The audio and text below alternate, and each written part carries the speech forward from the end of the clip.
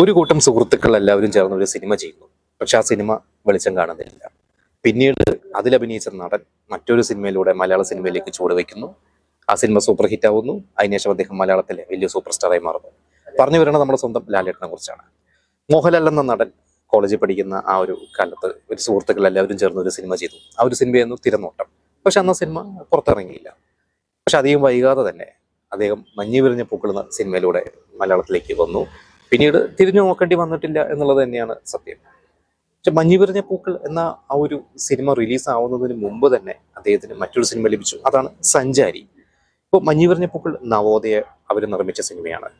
സഞ്ചാരി ഉദയ നിർമ്മിച്ചിട്ടുള്ള സിനിമയാണ്. രണ്ടും ഒരു കുടുംബത്തിലാണ്. നമുക്കറിയാം, ഉദയ കുഞ്ചാക്കോ, നവോദയ അപ്പച്ചൻ. പക്ഷേ ഈ സഞ്ചാരി എന്ന സിനിമയുടെ ഷൂട്ട് അന്ന് ആലപ്പുഴ അവർ ഉദയ സ്റ്റുഡിയോയിൽ നടക്കുന്ന സമയത്ത് അന്ന് ഈ മഞ്ഞ് വിരിഞ്ഞ പൂക്കൾ ഇറങ്ങാത്തത് കൊണ്ട് മോഹൻലാൽ ഏതോ ഒരു പുതിയ ഒരു നടൻ ആ ഒരു രീതിയിൽ തന്നെയായിരുന്നു അന്ന് ആളുകൾ എല്ലാവരും കണ്ടിരുന്നത്. പക്ഷെ അന്ന് ജയൻ എന്ന് പറയുന്ന അനുശ്ര നടന്റെ കൂടെ മമ്മൂട്ടിക്ക് മോഹൻലാലിനെ അഭിനയിക്കാൻ പറ്റി എന്നുള്ളത് തന്നെയാണ് അദ്ദേഹത്തിന്റെ ഒരു വലിയൊരു ഭാഗ്യം. കാരണം അതിനുശേഷം വന്ന മോഹൻലാലിന്റെ ഒപ്പം വന്ന അല്ലെങ്കിൽ ആ ഒരു കാലഘട്ടത്തിൽ സിനിമയിലേക്ക് വന്ന മമ്മൂട്ടി ആയാലും പിന്നീട് സുരേഷ് ഗോപി ഇവർക്കൊന്നും അങ്ങനെ അഭിനയിക്കാൻ പറ്റിയിട്ടില്ല. പക്ഷെ എന്തായാലും ആ ഒരു സഞ്ചാരി എന്ന ഒരു സിനിമയിലെ വേഷം മോഹൻലാലിന് അതും ശ്രദ്ധിക്കപ്പെട്ടു. ഇത് കഴിഞ്ഞിട്ട് 81 എന്ന ഒരു വർഷം, 80-ലാണ് മഞ്ഞ് വിരിഞ്ഞ പൂക്കൾ റിലീസാവുന്നത്. ജയന്റെ മരണത്തിന് ശേഷമാണ് സഞ്ചാരി, 81-ലാണ് സഞ്ചാരി റിലീസാവുന്നത്. സഞ്ചാരി റിലീസായ ശേഷം മോഹൻലാലിന് ഒരുപാട് സിനിമകൾ ലഭിച്ചു. പക്ഷെ അതിന്റെ ഭൂരിഭാഗം സിനിമകളും ഒരു വില്ലൻ വേഷങ്ങൾ തന്നെയായിരുന്നു. അപ്പോൾ 81 എന്ന ഒരു വർഷം മോഹൻലാലിന് ലഭിച്ച സിനിമകളുണ്ട്, അല്ലെങ്കിൽ മോഹൻലാലിൻ്റെതായിട്ട് തിയേറ്ററിൽ റിലീസായിട്ടുള്ള സിനിമകളുണ്ട്. അതിൽ നമ്മൾ സഞ്ചാരിയെ കുറിച്ച് പറഞ്ഞു. മറ്റൊരു സിനിമയായിരുന്നു തകില് കൊട്ടാപ്പുറം.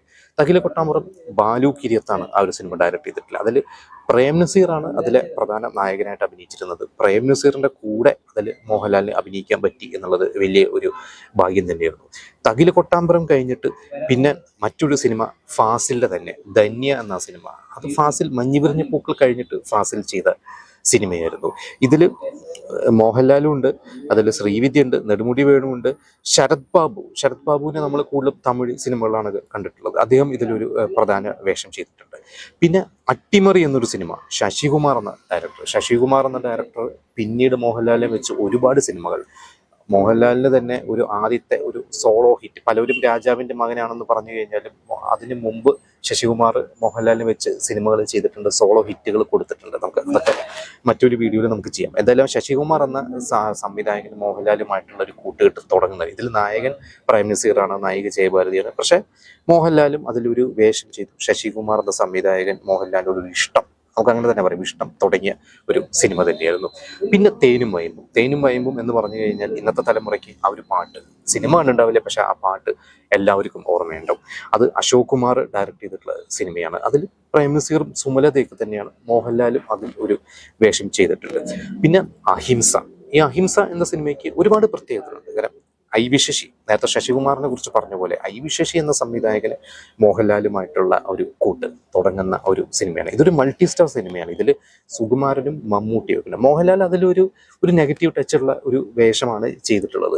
മമ്മൂട്ടിക്കാണ് ഈ സിനിമ കൂടുതൽ ഗുണം കിട്ടിയിട്ടുള്ളത്. കാരണം മമ്മൂട്ടിക്ക് ആദ്യത്തെ സ്റ്റേറ്റ് അവാർഡ്, മികച്ച രണ്ടാമത്തെ നടനുള്ള സ്റ്റേറ്റ് അവാർഡ് കിട്ടിയിട്ടുള്ള ഒരു സിനിമയാണ് അഹിംസ. ഒരുപക്ഷെ മോഹൻലാലിനെക്കാട്ടും കൂടുതൽ ആദ്യമേ നായകനായ ഒരാൾ മമ്മൂട്ടി തന്നെയാണ്.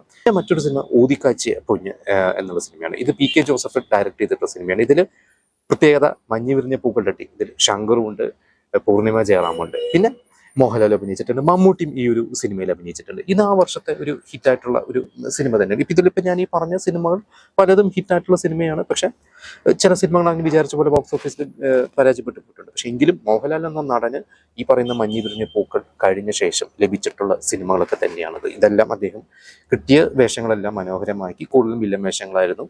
ഈ ഒരു 81 എന്ന വർഷം ഇറങ്ങിയ മോഹൻലാലിന്റെ സിനിമകളാണ് ഇതാണ്. പിന്നെ 81 എന്നൊരു വർഷം മോഹൻലാൽ വേറെയും കുറെ അവസരങ്ങൾ കിട്ടി. പല സിനിമയുടെയും ഷൂട്ട് തുടങ്ങിയിരുന്നു. അതിലൊരു സിനിമ തന്നെയായിരുന്നു പടയോട്ടം എന്ന് പറയുന്ന മലയാള സിനിമയുടെ ചരിത്രത്തിലെ ഏറ്റവും വലിയ ഒരു ഹിറ്റായിരുന്നു അത്. ഇതുപോലെ തന്നെ വേറെയും ഉണ്ട്, ബാലചന്ദ്രമേനോന്റെ കേൾക്കാത്ത ശബ്ദം, അങ്ങനെ ഒരുപാട് സിനിമകളുണ്ട്. അത് നമുക്ക് 82 എന്ന വർഷത്തെ മോഹൻലാലിന്റെ സിനിമകളെ കുറിച്ച് പറയുന്ന ആ ഒരു വീഡിയോയിൽ നമുക്ക് പറയാം.